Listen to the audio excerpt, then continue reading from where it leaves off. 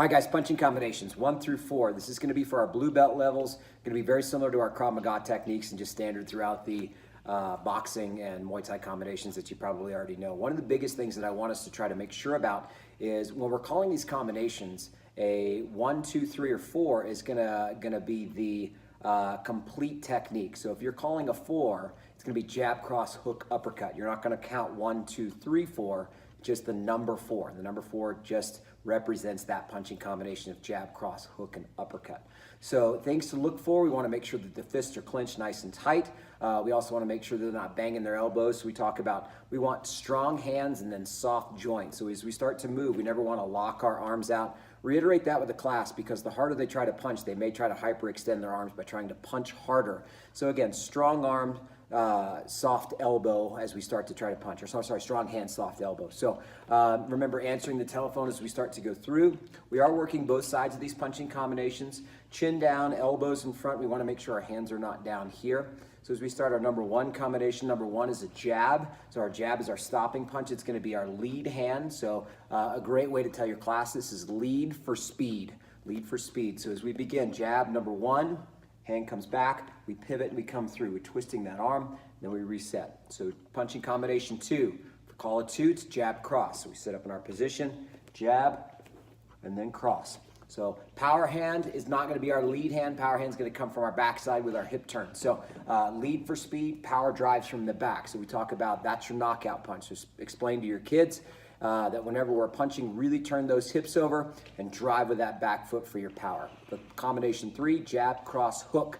The hook, easy way to teach this is kind of doing the hang loose symbol, thumb to bicep and pinky to wrist. As we start to look at that, that's going to be our proper technique for our uppercut position and our hook position. It's going to be structurally sound this way. So really make sure that their arms are not too close out or too far in. Or I said that backwards, but you get the idea. So the idea is making sure it's at the proper structure to make sure it's powerful, right?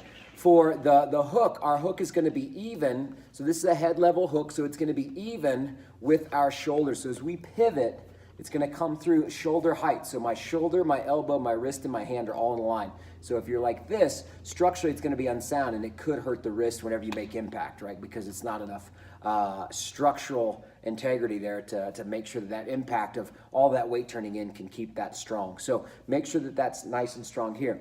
Later when we go to the body, that's a completely separate subject, but when we go to the body, you're bending those legs and then you're turning. So you're not dropping that arm. So with the number 3, right, we're doing the hook at head level. So first jab, cross, and then as we pivot back for the hook, we're pivoting off of our feet and we're turning through. There's 2 ways to throw the hook. You can throw it here, you can throw it here, right? It does not matter. So I throw it up like this because when I wear the boxing glove, I feel like it's going to give more coverage, and I get to hit with my first 2 knuckles as primary point of impact. I feel if I go this way, the first 2 knuckles are going to hit, or my ring finger, my pinky finger, and I'm going to break my hand. So for me, I turn my hand with that hook. So jab, cross, and then hook. And I'll scoot back to show you the feet.